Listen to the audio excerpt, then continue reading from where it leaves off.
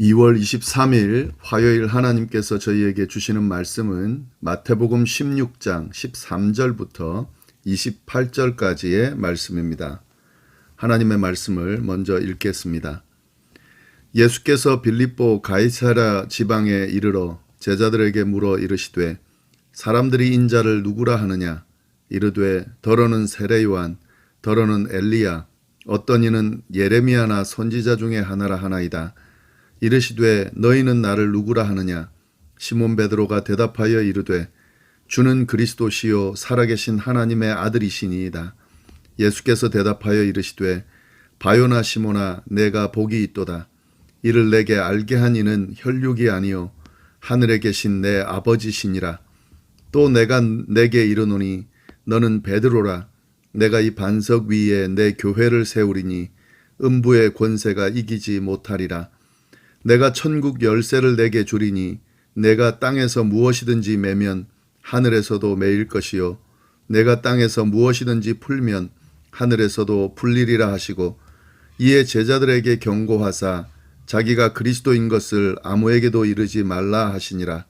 이때로부터 예수께서 자기가 예루살렘에 올라가 장로들과 대제사장들과 서기관들에게 많은 고난을 받고 죽임을 당하고 제3일에 살아나야 할 것을 제자들에게 비로소 나타내시니 베드로가 예수를 붙들고 항변하여 이르되 주여 그리 마옵소서. 이 일이 결코 주께 미치지 아니하리이다. 예수께서 돌이키시며 베드로에게 이르시되 사탄아 내 뒤로 물러가라. 너는 나를 넘어지게 하는 자로다. 내가 하나님의 일을 생각하지 아니하고 도리어 사람의 일을 생각하는도다 하시고 이에 예수께서 제자들에게 이르시되 누구든지 나를 따라오려거든 자기를 부인하고 자기 십자가를 지고 나를 따를 것이니라. 누구든지 제 목숨을 구원하고자 하면 잃을 것이요 누구든지 나를 위하여 제 목숨을 잃으면 찾으리라. 사람이 만일 온 천하를 얻고도 제 목숨을 잃으면 무엇이 유익하리요? 사람이 무엇을 주고 제 목숨과 바꾸겠느냐? 인자가 아버지의 영광으로 그 천사들과 함께 오리니 그때에 각 사람이 행한 대로 갚으리라. 진실로 너희에게 이르노니 여기 서 있는 사람 중에 죽기 전에 인자가 그 왕권을 가지고 오는 것을 볼 자들도 있느니라. 아멘. 오늘 본문 말씀은 마태복음에서 아주 중요한 전환부에 해당되는 그런 본문 말씀입니다.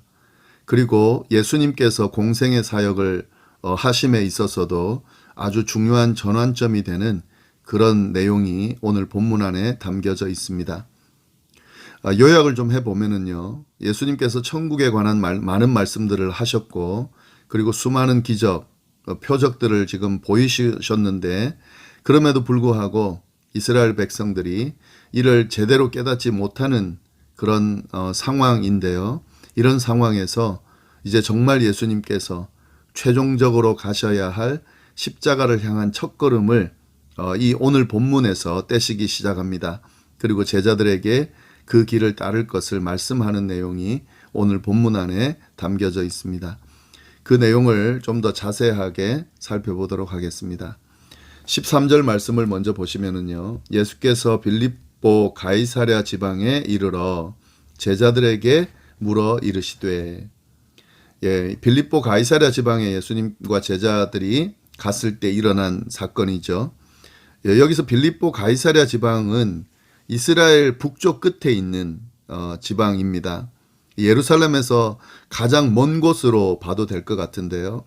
여기서 오늘 본문 내용이 나오고 그리고 예수님의 본격적인 십자가 사역이 시작된다 하는 거죠. 이제 예루살렘으로 예수님이 이동하게 될 텐데 예루살렘에서 예수님의 십자가 사역이 이제 진행이 될 거기 때문에요. 그렇게 이동할 텐데 예루살렘에서 제일 먼 북쪽 끝에 있는 빌립보 가이사랴 지방에서 오늘 사건이 일어나고 그리고 예수님의 십자가 사역이 본격적으로 시작된다 하는 그런 의미도 있습니다. 빌립보 가이사랴 지방에서 예수님께서 제자들에게 질문을 하십니다. 두 가지 질문을 하시는데요. 하나는 사람들이 인자를 누구라 하느냐, 사람들이 예수님 당사자를 나를 누구라 하느냐 하는 질문이고요. 그리고 하나 더는 너희는, 여기서 너희는 제자들이죠. 제자들은 나를 누구라고 하느냐, 생각하느냐 하는 이 두 가지 질문을 예수님께서 제자들에게 하십니다. 보시면은 13절 그 뒷부분, 제자들에게 물어 이르시되 사람들이 인자를 누구라 하느냐라고 물으셨어요. 그래서 이제 제자들이 대답을 합니다. 이르되 더러는 세례 요한, 더러는 엘리야, 어떤 이는 예레미야나 선지자 중에 하나라 하나이다. 여기서 말씀하는 세례 요한, 엘리야, 예레미야 또 선지자 중 하나는 결국 선지자를 이야기하는 거죠. 이들과 같은 선지자로 사람들이 생각을 합니다. 특별히 말세에 나타나게 될 선지자라고 생각합니다. 선지자는 하나님의 말씀을 대언하는 대언자죠.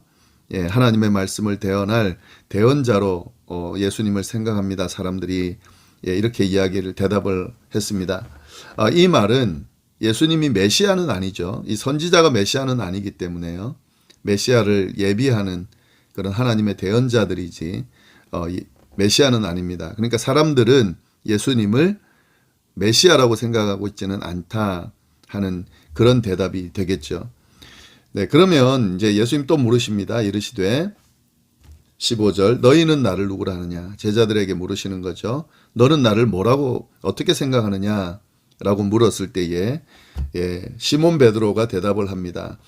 여기서 시몬 베드로가 대답을 했지만 아마 제자들의 의견을 지금 대표해서 이야기한다고 보는 것이 맞는 것 같은데, 뭐라고 대답하냐면 주는 그리스도시요 살아계신 하나님의 아들입니다. 이렇게 고백을 합니다. 주는 그리스도십니다. 그러니까 예수님을 향해서 예수님은 주님입니다. 그리고 주님은 그리스도십니다. 그리고 살아계신 하나님의 아들이십니다. 그리스도란 말은 메시아란 말이에요. 그리고 살아계신 하나님의 아들이다. 이렇게 대답을 합니다. 제자들을, 특별히 이 베드로가 정확하게 예수님에 대해서 고백하고 있습니다. 예수님이 누구신지를 정확하게 고백한 내용입니다. 예수님은 이런 분이에요. 우리들의 주님이면서 그리스도십니다. 우리를 구원할 메시아시고요. 그리고 그분은 살아계신 하나님의 아들, 신성을 가지고 있는 하나님의 아들입니다. 이것이 예수님의 정체성에서 빼면 안 되는, 절대로 빠지면 안 되는 그런 모습인데요. 그 내용을 베드로가 제대로 고백을 하고 있습니다. 이 고백을 들은 예수님이 어떻게 평가하시는지 보시면 17절에 예수께서 대답하여 이르시되 바요나 시몬아 내가 복이 있다. 예수님은 이 고백을 들으시고 베드로에게 엄청난 말씀을 하시는데 그 내용이 17절부터 19절에 나옵니다. 복이 있다. 이렇게 지금 고백합니다. 여기서 어떤 복인가? 이 지금 고백을 하는 이 베드로의 고백이 복이 있다는 건데 어떤 복이 있는지 좀 보겠습니다. 그런데 이 사실, 이 정확한 예수님에 대한 정체성을 이를 내게 알게 하니는 혈육이 아니요 하늘에 계신 아버지다. 여기 혈육이라는 말은 육체적인 어떤 능력 이런 걸 이야기하겠죠. 지식. 그러니까 지금 예수님에 대해서 베드로가 정확하게 대답할 수 있었던 것은 그냥 육체적, 인간적인 능력이 아니라 하늘에 계신 아버지께서 알려주셨기 때문에 이런 고백을 하는 거다라고 하는 것을 정확히 좀 말씀해 주시면서요. 어떤 복을 주시는지 이야기해 주고 있습니다. 이 고백을 한 베드로가 받는 복, 또 제자들이 받는 복이 뭐냐면은요. 18절 또 내가 내게 이르노니 너는 베드로라. 내가 이 반석 위에 내 교회를 세우리니 음부의 권세가 이기지 못하리라. 이 당시 베드로의 이름은 베드로가 아니었어요. 바요나 시몬이었습니다. 시몬이 이 베드로의 이름이었습니다. 그런데 이 고백을 한 후에 주는 그리스도시요 살아계신 하나님의 아들이라고 하는 고백을 한 그 시점부터 예수님이 이름을 붙여주시는데 베드로라는 이름을 붙여주십니다. 이 베드로라는 이름은 반석이라고 하는 의미를 가지고 있는데 반석이다 하는 의미의 이름을 예수님께서 베드로에게 주십니다. 너는 베드로다. 그렇게 하시면서 엄청난 선물을 주시는데 이 반석 위에 내가 내 교회를 세우리니 음부의 권세가 이기지 못한다. 베드로를 반석이라 부르면서 이 반석 위에다 교회를 세울 것이다. 이렇게 이야기합니다. 이 반석은 베드로의 이름이니까 베드로를 의미하겠죠. 그런데 이 반석의 의미는 베드로의 신앙 고백으로 볼 수도 있습니다. 천주교의 경우는 이 구절을, 이 반석을 베드로라고 해석을 합니다. 그래서 이 베드로 위에 교회가 세워졌다. 그래서 베드로를 교황으로 그렇게 추대를 하죠. 그래서 천주교에는 교황이 있는데요. 그 1대 교황이 베드로입니다. 그리고 거기서부터 교회가 시작됐다. 이렇게 해석을 합니다. 그런데 베드로라고 보기에는 조금 무리가 있습니다. 물론 이 구절로 보면 베드로가 이해할 수도 있겠지만 여기서 이 반석이라고 하는 것은 베드로의 신앙 고백, 다시 말씀드리면 주는 그리스도시요 살아계신 하나님의 아들이라고 고백한 그 고백 위에 교회를 세운다고 보는 것이 더 맞을 것 같습니다. 왜냐하면 뒷부분에 베드로가 예수님의 이 말씀을 제대로 이해하지 못하는 것을 알 수 있는데요. 그리고 사단으로 평가받는 그런 내용이 나오는데 이 부족한 불완전한 베드로 위에 교회를 세운다는 것은 사실 말이 안 되죠. 이 반석 위에 내 교회를 세운다. 다시 말씀드리면 베드로의 신앙 고백 위에 교회를 세운다. 라고 말씀을 하시는 거죠. 지금 이 신앙 고백이 교회가 붙들어야 될 아주 중요한 신앙 고백입니다. 사실은 교회는 이 고백 위에 세워져 있습니다. 주는 그리스도시요 살아계신 하나님의 아들이라고 하는 이 고백 위에 교회가 세워지고 교회가 존재하고 또 교회가 의미를 가지는 거죠. 이 고백이 없는 교회는 교회가 아니다 하는 거죠. 이렇게 이 고백 위에 교회를 세우리니 음부의 권세가 이기지 못한다. 이 교회는 음부의 권세도 교회는 허물 수 없다. 교회를 감당하지 못한다 하는 거죠. 그리고 19절에 또 하나의 이어서 그런 베드로의 고백에 대한 어떤 답을 선물을 주시는데요. 복을 주시는데 내가 천국 열쇠를 내게 주리니 내가 땅에서 무엇이든지 매면 하늘에서도 매일 것이요 내가 땅에서 무엇이든지 풀면 하늘에서도 풀리리라 하시고 여기서 너란 베드로죠. 그러나 여기서 말씀하시는 것은 세운 교회를 의미합니다.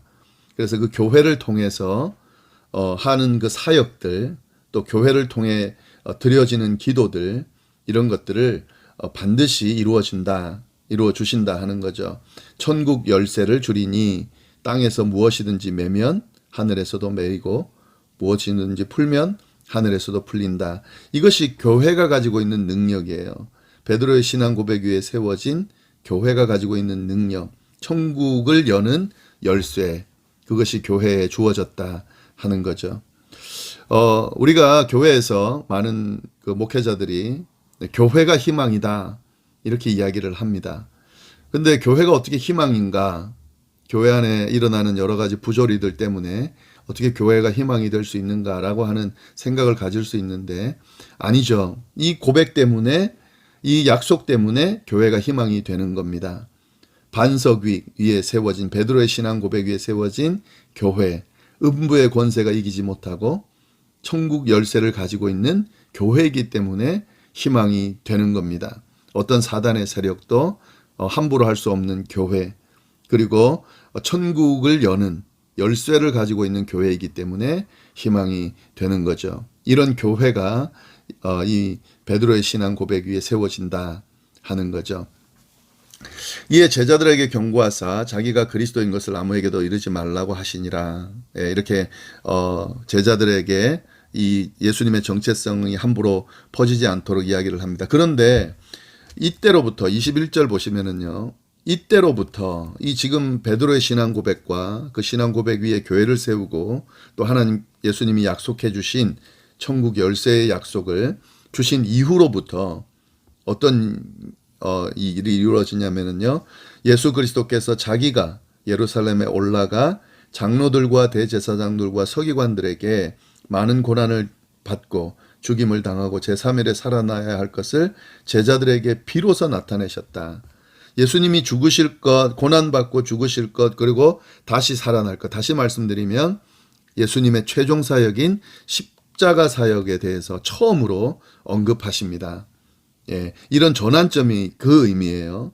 예수님의 사역의 전환점이라는 의미가 그 의미입니다. 지금까지는 십자가 사역에 대해서는 언급하지 않으셨는데 베드로의 그 신앙 고백 위에 교회를 세우겠다, 천국 열쇠를 주겠다라고 고백한, 약속한 그 시점부터 비로소 이 고난에 대한, 십자가 고난에 대한 또 십자가 사역에 대한 내용을 언급하십니다.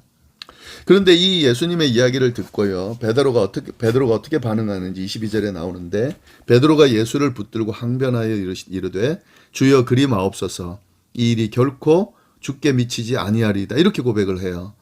엄청난 고백, 정말 예수님에 대해서 제대로 된 고백을 했는데 베드로가 이 예수님의 십자가 사역, 진짜 가야 될 그 길을 듣고 난 뒤에는 이렇게 반응을 합니다. 여기서 보면은 예수님을 붙들고 항변했다 그랬잖아요. 예, 이 항변하다는 말이 나무라다는 의미를 가지고 있는 단어입니다. 그러니까 예수님을 붙들고 나무랐다는 거죠. 뭐라고 나무랐냐면 주여 그리 마옵소서, 이 일이 결코 주께 미치지 아니하리이다.